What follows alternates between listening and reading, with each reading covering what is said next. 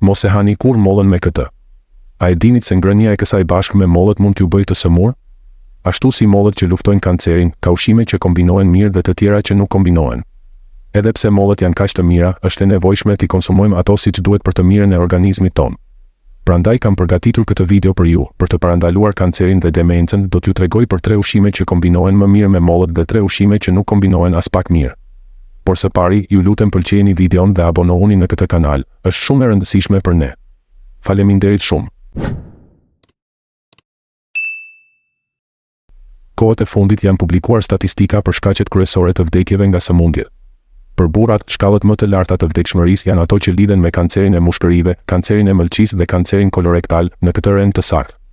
Ndërsa për gratë, shkalla më e lartë e vdekshmërisë është regjistruar për kancerin e mushkërive, kancerin kolorektal dhe kancerin e gjirit. Pika më e rëndësishme është se në rastin e vdekjeve nga kanceri i mushkërive te gratë, 90% e tyre ishin jo duanpirëse. A nuk është befasuese? Edhe më e veçantë është fakti se vdekja e grave jo duanpirëse me kancer të mushkërive i është atribuar duhanit pasiv, ndotjes së ajrit dhe tymrave nga gatimi i ushqimeve. Protagonistja e sotme është fruti mrekulli i bërës që më shumë se të gjithë është në gjendje të parandalojë pikërisht kancerin e mushkërive, molla. Përbërësi i bollshëm i quercetinës dhe flavonoideve në mollë mbron mushkëritë dhe ka një efikasitet të jashtëzakonshëm në parandalimin dhe frenimin e karcinomës bronkiale.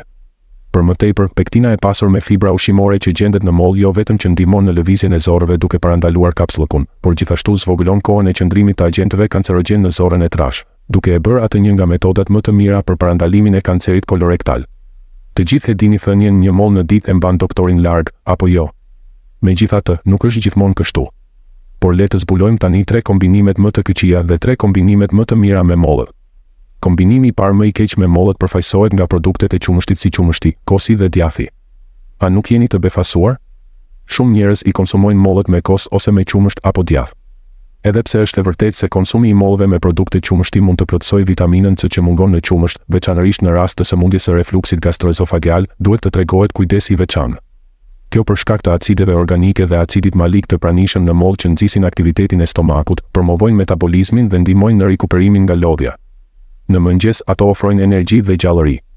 Megjithatë, kur përbërësit acidik të mollëve takohen me proteinën kazein të qumështit, formohen grumbuj si në djath.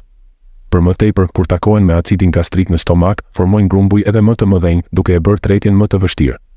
Nëse nuk treten, shkaktojnë indigestion kronik dhe madje edhe sëmundje si koliti dhe kanceri i zorrës së trash. Prandaj, nëse konsumoni qumësht me mollë, zgjidhni qumësht me 0.5 yndyrë të ulët ose qumësht soje. Mbani mend se shëndeti i zorrëve është garanci për shëndetin e trurit. Mikrobet e zorrëve kryejnë një funksion lidhës midis trurit dhe zorrëve, kështu që zorë të shëndetshme çojnë në një shëndet më të mirë të trurit. Duke qenë se rreth 95% e serotoninës, e njohur si hormoni i lumturisë, prodhohet në zorë, ruajtja e zorrëve të shëndetshme dhe zakoneve të shëndetshme të ngrënit janë opsionet më të mira për të qenë të lumtur. Prandaj, zgjedhja e ushqimeve që treten mirë është zakoni më i mirë për të parandaluar demencën. Kombinimi i parë më i mirë me mollët është pra ai me patatet e ëmbla. Patatet e ëmbla, që janë kombinimi më i mirë me mollët, janë të pasura me antioksidantin e mrekullueshëm beta-karoten, thelbësor për parandalimin e kancerit, luftimin e sëmundjeve të ndryshme dhe ruajtjen e rinisë. Megjithatë, a ju ka ndodhur ndonjëherë të ndiheni në siklet ose të keni vështirësi në tretje kur hani patatet e ëmbla? Kjo sepse përbërësi i quajtur amilopektin i pranishëm në patatet e ëmbla mund të shkaktojë fermentim anormal në zorë, duke rezultuar në fryrje dhe diare. Por mos u shqetësoni. Këtu vjen molla në ndihmë. Konsumi i patateve të ëmbla me mollë mund t'i eliminojë këto simptoma. Kjo fal fibrave ushqyese të bollshme të pektinës së pranishme në mollë. Pektina ndihmon në rregullimin e lëvizjeve të zorrëve dhe frenon fermentime anormale në zorë, duke parandaluar formimin e gazrave. Për më tepër, pektina thith ujin e pranishëm në trup, duke u zgjeruar dhe duke u bërë ngjitse, duke favorizuar tretjen e plotë të ushqimit dhe duke përmirësuar thithjen e lëndëve ushqyese nëpërmjet stomakut dhe zorrëve. Fal këtij procesi, mollët jo vetëm që parandalojnë rritjet e papritura të glukozës në gjak, por gjithashtu kontribuojnë në parandalimin e diabetit. Duke qenë se lëkura e mollës përmban pjesën më të madhe të pektinës, është thelbësore të hahet molla e tërë, përfshirë lëkurën. Për më tepër, mollët përmbajnë një sasi të konsiderueshme polifenolesh antioksidante që frenojnë radikalet e lira, duke parandaluar kancerin dhe tumoret dhe duke eliminuar me efikasitet substancat kancerogjene nga organizmi ynë. Është befasuese që veprimi antikancer i mollëve maksimizohet nëse kombinohet me beta-karotenin dhe patatet e ëmbla, duke krijuar një efekt të jashtëzakonshëm sinergjik. Prandaj nga tani e tutje sigurohuni që të hani patatet e ëmbla me mollë për të marrë përfitimet maksimale shëndetësore. Kombinimi i dytë më i keq me mollët është ai me ushqimet pikante. A e dinit se pikantja nuk ka të bëjë vetëm me shijen, por edhe me dhimbjen? E ëmbla, acidja, e hidhura dhe e kripura janë shije, por pikantja shkakton një lloj ndjesie dhimbje në gjuhë. Kur hani ushqim pikant, goja djeg dhe ndihet e parehatshme, por a jeni pyetur ndonjëherë sa mund t'ju dëmtojë stomakun dhe zorët? Ja pse kur hani ushqim pikant mund të ndjeni shqetësim në stomak. Disa njerëz han mollë për të zbutur djegësin dhe për të freskuar gojen, por prisni. Nuk është një ide e mirë.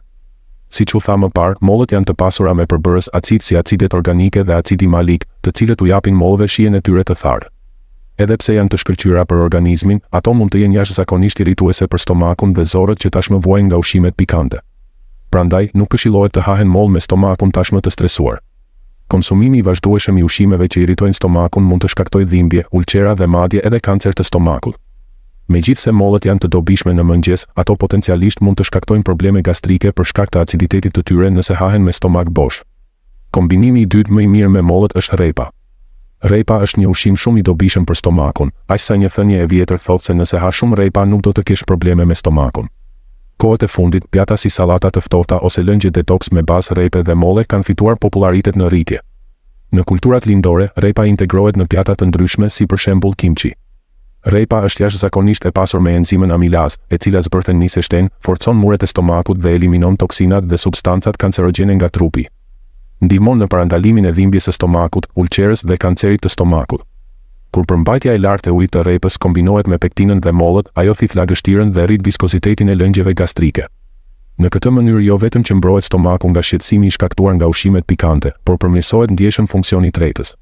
Për më tepër, rrepa është e pasur me lëng të ndryshme ushqyese dhe veçanërisht me karoten, i cili transformohet në vitaminë A, në gjethe dhe në vitaminë C në lëkurë. Edhe mollët janë të pasura me fibra ushqimore, kalium dhe vitamina. Konsumimi së bashku i rrepës dhe mollës ofron një multivitaminë natyrale dhe të besueshme me një përzierje të balancuar të lëndëve ushqyese. Lëngu i rrepës dhe mollës i konsumuar në mëngjes esëll ose në sallatë jo vetëm që ka pak kalori dhe prandaj është i përshtatshëm për dietat, por ofron gjithashtu një kombinim perfekt pasi aciditeti i mollës nuk e mbulon shijen. Atëherë, çfarë mendoni për të provuar një lëng molle dhe rrepe në vend të një shtese ushqimore? Ushqimi i tretë që nuk duhet të hahet kurrë me mollë janë ushqimet e skuqura dhe pjatat e tjera me yndyrë. Shumë prej jush mund t'ju ketë ndodhur të hani ushqime me vaj dhe pastaj të hani një mollë freskuese. Por pse është veçanërisht e dëmshme t'i hash ato së bashku? Së pari, ushqimet e skuqura si patatinat skuqen në vaj për t'i bërë ato të kërcëllitshme. Ky vaj rrit nivelet e kolesterolit të keq duke rritur rrezikun e sëmundjeve kardiovaskulare dhe duke shkaktuar inflamacion kronik në organizëm për shkak të përmbajtjes së tij të lartë kalorike. Megjithatë, veçanërisht nëse konsumohen me mollë, nuk duhet të shqetësohemi vetëm për rreziqet shëndetësore të lidhura me ushqimet e skuqura, por edhe për ndryshimin në shpejtësinë e tretjes.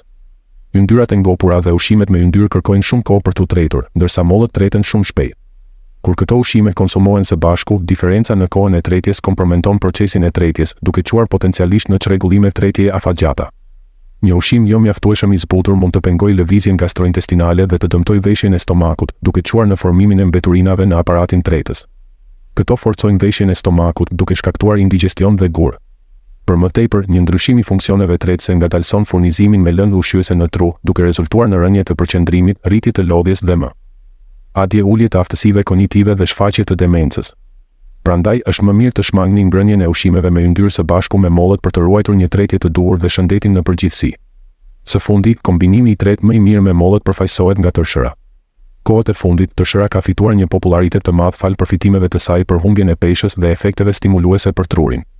Por a e dinit se për të shfrytëzuar plotësisht përfitimet e saj të jashtëzakonshme duhet ta hani atë me mollë? Lënda ushqyese më e bollshme në tërshërë janë beta-glukanet, të cilat ulin ndjeshëm nivelet e kolesterolit të keq në gjak, duke parandaluar sëmundje si hiperlipidemia dhe ateroskleroza. Për më tepër, rreth 80% e yndyrave të pranishme në tërshërë janë acide yndyrore të pangopura të shëndetshme që kontribuojnë më tej në uljen e kolesterolit dhe detoksifikimin e organizmit nga inflamacionet kronike dhe toksinat. Por ja ku është çelësi, konsumi i tërshërës me mollë prodhon një efekt të mrekullueshëm. Pektina dhe mollët nxisin aktivitetin e baktereve të dobishme në zorë, duke eliminuar metalet e rënda dhe agjentet kancerogjen, duke zbutur inflamacionin e enëve të gjakut dhe duke detoksifikuar organet. Edhe pse mollët konsiderohen të dobishme në mëngjes, për ata që kanë stomak të ndjeshëm, aciditeti i mollëve mund të jetë një problem. Megjithatë, kombinimi i tërshërës me mollët mund të lehtësojë tretjen dhe të përmirësojë thithjen e lëndëve ushqyese të shëndetshme të mollëve. Pasuria e kaliumit të përmbajtur në mollë dhe tërshërë ndihmon në nxjerrjen e natriumit nga organizmi, duke ulur kështu presionin e gjakut. Prandaj është thelbësore të përfshini mollë dhe tërshërë në dietë për të parandaluar dhe menaxhuar hipertensionin dhe sëmundjet kardiovaskulare. Për mbledhtas, kombinimi i mollëve dhe të shërës është një çift i fuqishëm që jo vetëm nxit humbjen e peshës, mbështet shëndetin e trurit dhe përmirëson tretjen, por ndihmon gjithashtu në uljen e kolesterolit, detoksifikimin e organizmit dhe rregullimin e presionit të gjakut. Prandaj, sigurohuni që ta përfshini këtë kombinim fantastik në dietën tuaj të përditshme për shëndetin dhe mirëqenien e përgjithshme. Deri tani kemi shqyrtuar 3 ushqime që kombinohen më keq dhe 3 ushqime që kombinohen më mirë nëse konsumohen me mollë. Le të përmbledhim për herë të fundit. Shmangni ngrënien e mollëve me produkte qumështi, më mirë kombinojini ato me patate të ëmbla. Për më tepër, mos i kombinoni mollët me ushqime pikante, por me rrepa që mbrojnë stomakun. Mbani mend se mollët janë veçanërisht të përshtatshme në mëngjes me stomak bosh. Së fundi, mos hani mollë me ushqime të skuqura ose petulla, sigurohuni t'i shijoni ato të shoqëruara me tërshërë. Po ju, a hani shpesh mollë? Cilat ju pëlqejnë, jeshile, të verdha apo të kuqe? A i përdorni në ndonjë recetë të veçantë ose lëng? Na tregoni në komentet më poshtë. Nëse videoja e sotme ju ka qenë e dobishme, mos harroni të abonoheni dhe të lini një pëlqim dhe ta ndani atë me miqtë dhe familjen tuaj. Shpresoj që të kujdeseni për shëndetin tuaj duke shijuar mollët me ushqimet më të përshtatshme. Faleminderit shumë që ishit me ne për kaq gjatë. Do të lutem gjithmonë për shëndetin dhe lumturinë tuaj.